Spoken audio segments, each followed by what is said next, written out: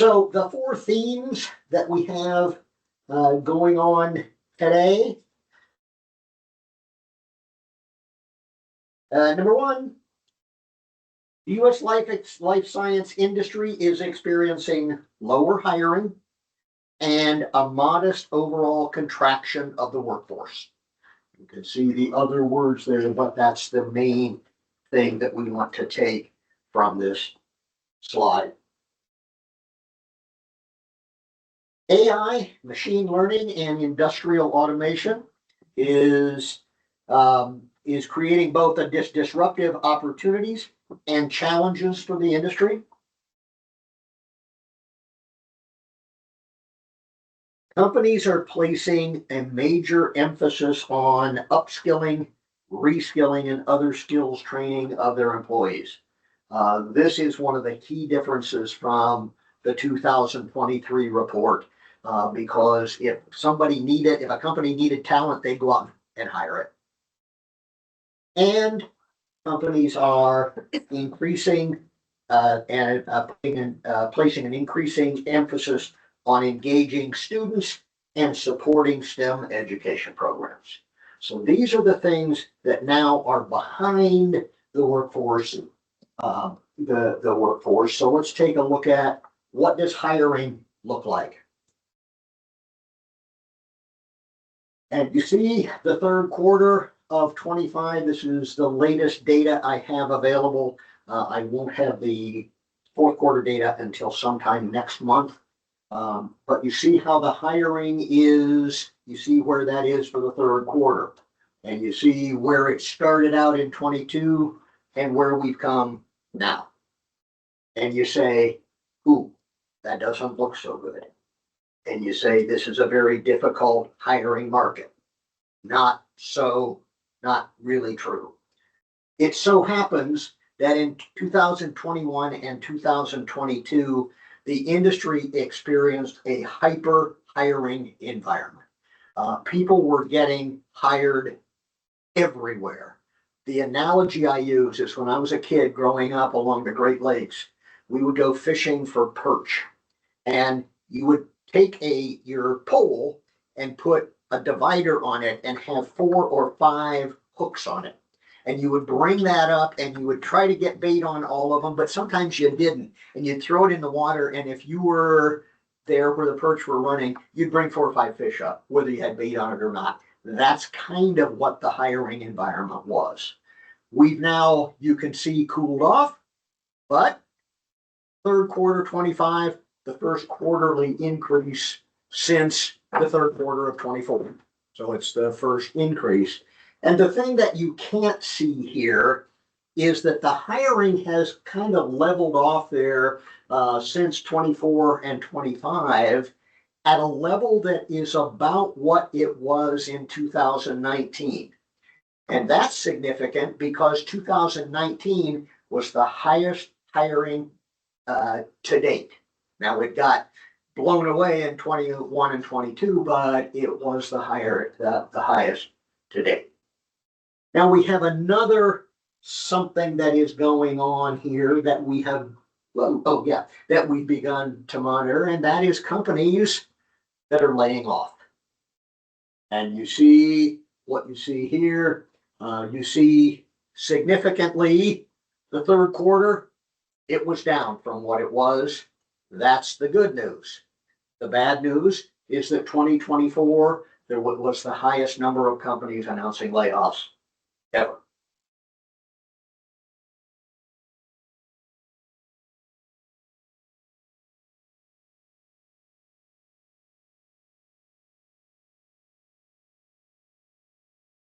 Now we'll look at some data comparing 24-25 to what it was like in 21 and 23. This is just another way of saying you can see what the hiring was like in that 21 to 23 set and how it's cooled off now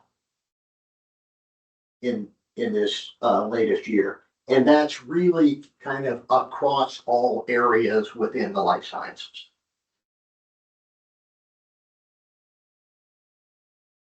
So The rapid hiring, and just another way of saying it, has moderated in the later years, and companies cite inflation,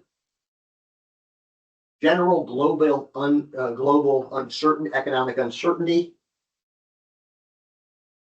investment funding difficulties, and lower volumes of employee turnover and greater retention.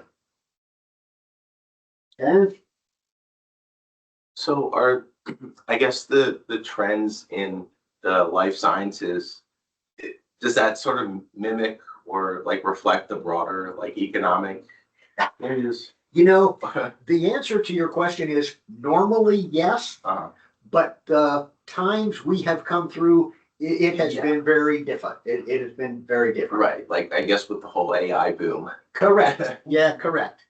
So actually, the biosciences hiring has been better than the the job market as a whole. This looks at selected position titles that companies rate as being very difficult to fill. And again, you see the difference between 23 and 25. While the positions are still the same that are hard to fill, there's not as many of them that are hard to fill in 25 as there were in the earlier.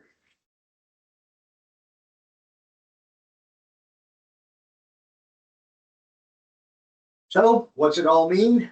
Kind of a good news, bad news story here. All right. Good news is that in the third quarter was the first quarterly increase, about 3% since the third quarter of 24. However, year over year hiring remains lower, about 9%. In layoffs, the quarterly layoffs down 14%, but it was the highest annual total. It was about 225 companies announced layoffs during the calendar year 25. However, there seems to be a little bit of optimism here. While the 26 will likely bring more layoffs, we believe 26 could carry forward the industry's current momentum. So we're just starting to track up with a little bit of momentum. William Blair is one of the analysts that monitor the scientific companies.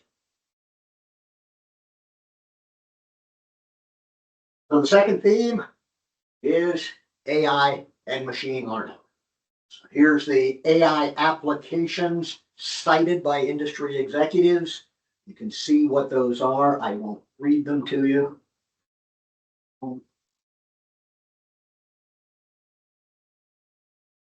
And what are the roles in life sciences companies? You can see those. And in fact, in the people that I work with that are getting the jobs in industry, most have some kind of a AI or bioinformatic part of that job.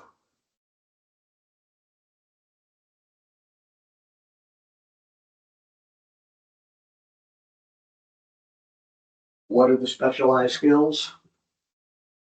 Okay, and remember, these are the specialized skills for scientists. So you don't see scientific skills here, do you? You see the AI and the bioinformatics skills.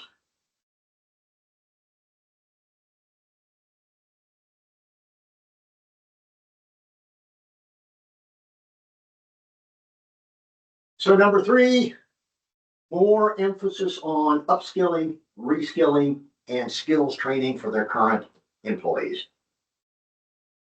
And they cite regulatory changes, manufacturing automation, AI implementation and adoption, and leveraging data capture analytics.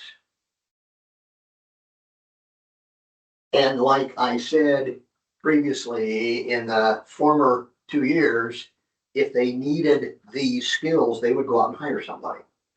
Now they're saying, no, it makes more sense to let's retrain our current employees.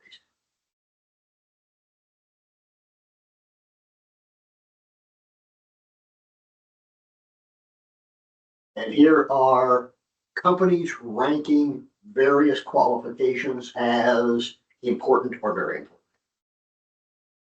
And you see demonstrated competence and skills, and that's generally at the top. A company is most likely to hire you for a position because you have experience doing the requirements of the job. Prior experience, work-related experience, degrees from 4-year universities. And what's interesting is now degrees from 2-year colleges, certificates, badges and certifications, and apprenticeships. While they're still 3 through 5, they're 3 through 6, those have grown significantly over the last 3 or 4 years. Companies are beginning to rethink the need to have a college education to work there.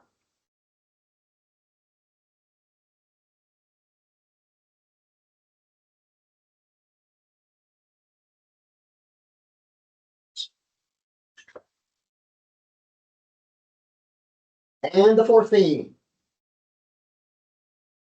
companies are placing increasing emphasis on engaging students early. Here you can see classroom engagement at the K through 12 level is up 3 to 4 times.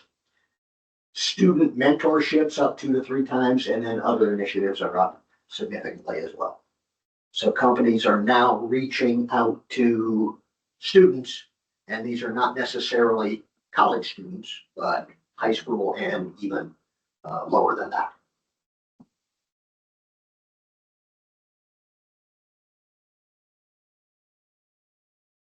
And what are some of the things that they are doing?